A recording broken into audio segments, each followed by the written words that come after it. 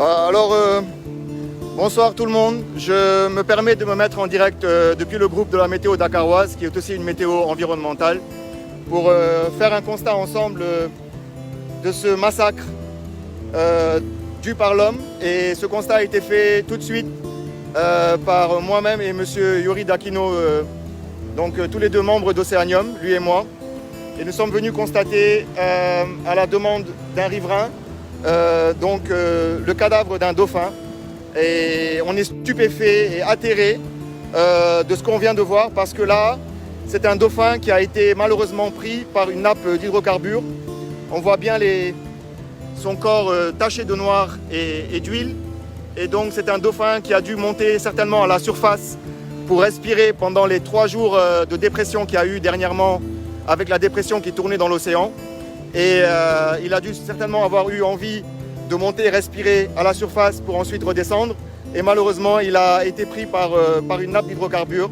Et à cause de l'homme, à cause de cette façon de faire aujourd'hui, au XXIe siècle, de balancer des hydrocarbures en mer pour ne pas avoir payé des taxes de vidange au niveau des ports, et de le faire de manière très bâtarde et très sauvage.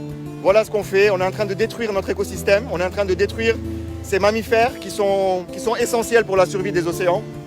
Et donc, je voulais partager ça avec vous. Peut-être qu'on peut partager cette vidéo au maximum pour qu'elle arrive à qui de droit et qu'on puisse réagir face à ça, parce que ce n'est pas le premier cadavre de dauphin qu'on a sur les côtes sénégalaises depuis le début de l'année. On ne les compte plus, et la plupart de ces cadavres, en tout cas, beaucoup d'entre eux ont des traces d'hydrocarbures. Et là, regardez bien, on voit carrément bien les taches d'hydrocarbures. Je suis désolé de vous montrer ces images. Elles ne sont pas faciles à regarder, mais vous voyez bien ici les taches d'hydrocarbures dans lesquelles a été pris ce dauphin. Et il est même allé jusqu'à vomir ses organes parce qu'il a été intoxiqué par ce qu'il a avalé au moment de son besoin de respirer. Voilà, donc aujourd'hui on est en train d'empêcher la terre de respirer, on est en train d'empêcher les êtres vivants de respirer. On est arrivé jusque là. Non seulement même les tortues maintenant elles mangent le plastique parce qu'elles les prennent pour des méduses, mais maintenant les mammifères marins eux aussi n'ont plus le droit de remonter à la surface respirer, parce qu'ils peuvent être victimes comme ça de rejets sauvages d'hydrocarbures par des grands bateaux qui le font de manière vraiment illégale, tout simplement pour éviter de payer des taxes de vidange au niveau des ports. Alors on fait ce constat, on ne dénonce pas mais on constate, et que ce constat aille à qui de droit pour vraiment essayer de durcir les mesures en mer au large des côtes sénégalaises, de manière à ce que ces mammifères qui viennent nous rendre visite au niveau des côtes ne soient pas victimes comme ça gratuitement de la bêtise humaine, et voilà, et qui perdent la vie. Voilà, c'était le constat du jour.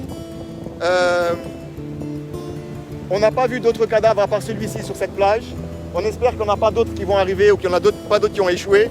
En tout cas, si vous êtes témoin d'autres dauphins qui auraient échoué sur la côte dakaroise ou sur les côtes avoisinantes, n'hésitez pas à informer ce groupe par commentaire, afin qu'Océanium puisse rapidement réagir, vu que ce groupe est partenaire avec l'association Océanium, dont je suis membre, avec monsieur Yuri, qui est avec moi et qui m'a emmené pour le constat.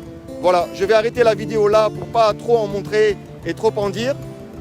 Voilà, je vous attends en commentaire si jamais vous avez des commentaires à faire, et on répondra à vos questions.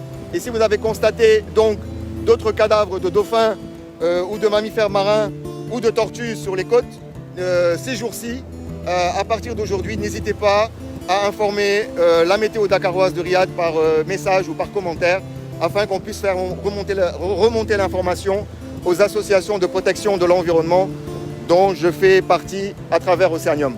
Voilà les amis, je vous salue et je suis désolé de vous montrer ce désastre. Je lirai vos commentaires et je prendrai le soin de répondre à chacun d'eux. Au revoir.